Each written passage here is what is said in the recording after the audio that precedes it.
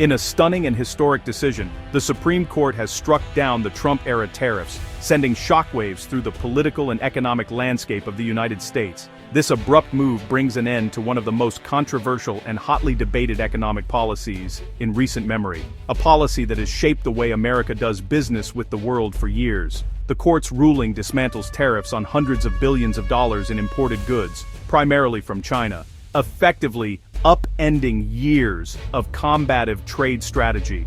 For many American businesses and workers, this marks the beginning of a new, uncertain era, as they must now adapt to a rapidly changing global marketplace without the protection those tariffs once provided. Importers and consumer groups are celebrating the move, hailing it as a major victory for free trade and lower prices. They argue that consumers will benefit from cheaper goods, and small businesses will have greater access to global supply chains. But not everyone is optimistic. Some American manufacturers and labor unions are bracing for renewed foreign competition, fearing that the loss of tariff protections could lead to factory closures, layoffs, and a wave of job losses in key industries.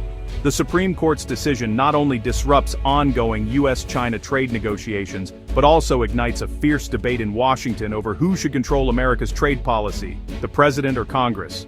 Lawmakers are now scrambling to respond, with some calling for new legislation to reassert congressional authority. The era of Trump tariffs has officially come to an end, and the United States must now chart a new course through a dramatically altered global economic landscape, one filled with both new opportunities and fresh challenges for American businesses, workers, and policymakers alike.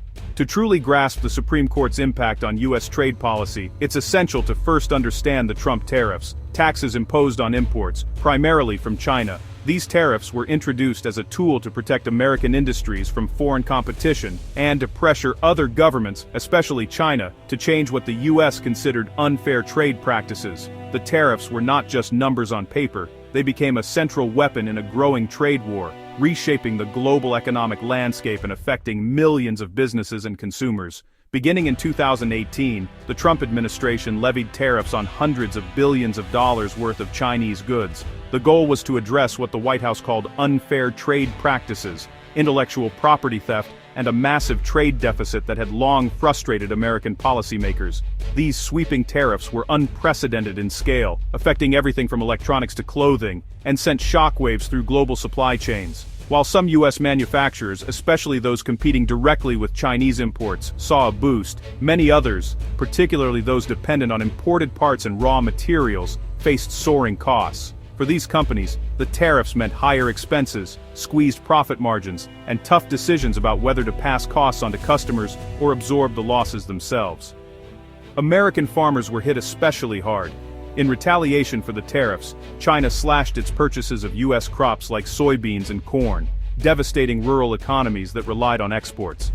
Many farmers faced mounting debts, unsold harvests, and an uncertain future as global markets shifted.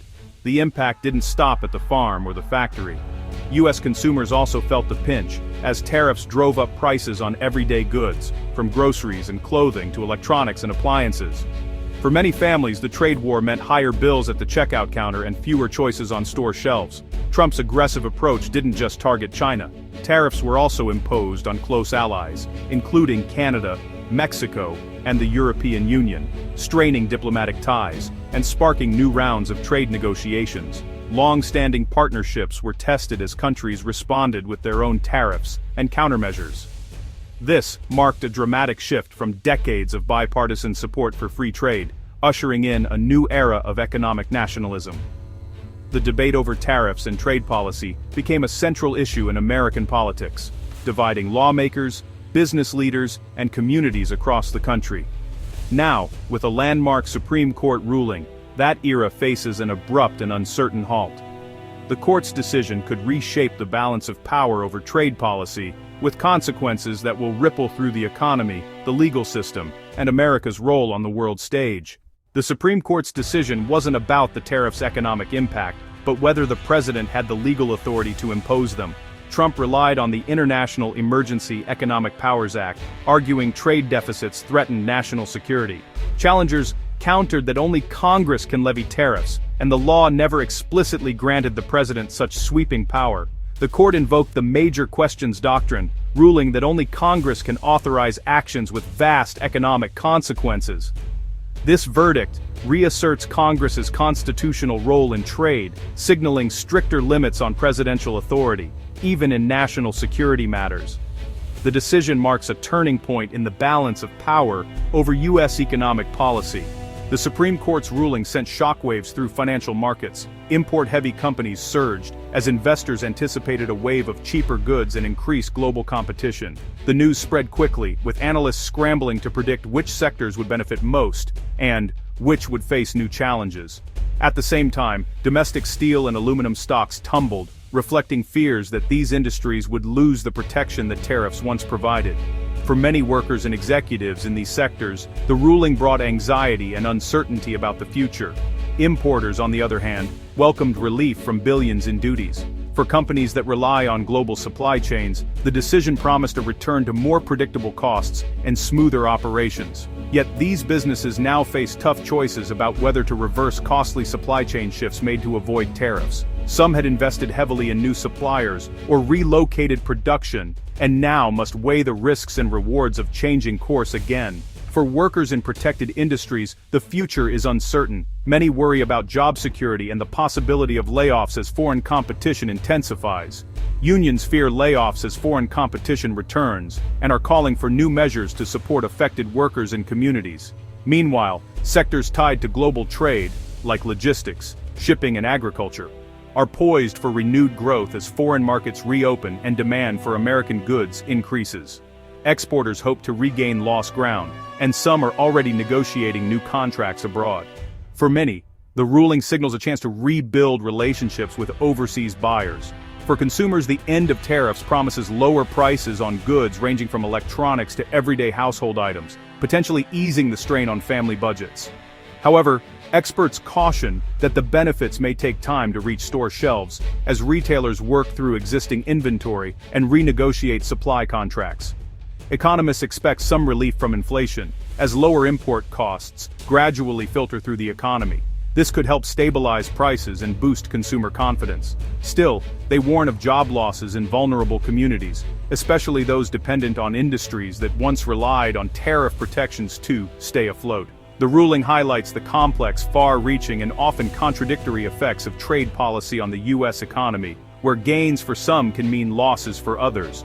As the dust settles, the nation is left to grapple with the reality that every shift in trade policy creates both winners and losers, reshaping the economic landscape in unpredictable ways. Businesses, workers, and families must now adapt to a rapidly changing landscape, making difficult decisions about their futures and seeking new opportunities in a transformed market.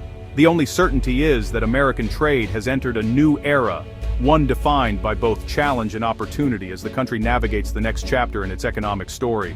The Supreme Court's decision instantly reshaped U.S. relations with China, stripping Washington of its main bargaining chip in ongoing negotiations. With tariffs gone by court order, American diplomats face a weaker hand on issues like intellectual property and market access.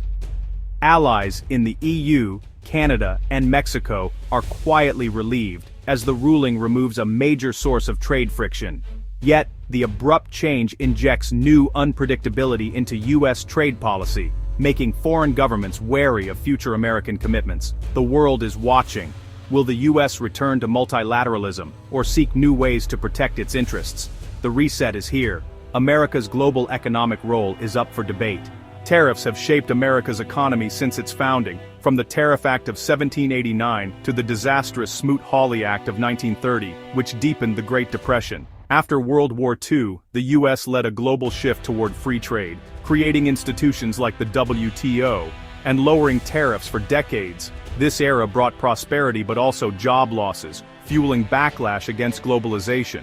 Trump's tariffs revived old debates, pitting protectionism against free trade, and reigniting economic nationalism. The Supreme Court's ruling now forces the nation to confront its divided history on trade. America must decide embrace global integration or return to protectionist roots. The answer will shape its economic future. At its core, the Supreme Court's ruling is about the separation of powers. Who controls U.S. trade policy? Congress or the President? The Constitution gives Congress authority over trade, but lawmakers have long delegated power to the executive for flexibility. Trump's sweeping tariffs tested these limits, prompting bipartisan concern over unchecked presidential authority. The court's decision now demands urgent congressional action to clarify or reclaim trade powers. Lawmakers must decide: grant the president clear authority for future tariffs or tighten restrictions to ensure congressional oversight.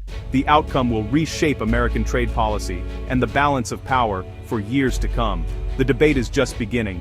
With Trump's tariffs gone, the U.S. faces a crossroads in trade policy, especially with China. The administration must find new ways to address Chinese practices, perhaps through alliances or the WTO, without tariff leverage. Businesses must adapt to shifting supply chains and policy uncertainty, weighing costs and risks as they plan for the future. Consumers may see lower prices, but some American jobs remain at risk, raising calls for worker support and retraining. The challenge: balance the benefits of open markets with the costs to vulnerable industries and communities. The Supreme Court's decision sparks a national debate: free trade, protectionism, or something new. America's place in the global economy is being rewritten, and the world is watching.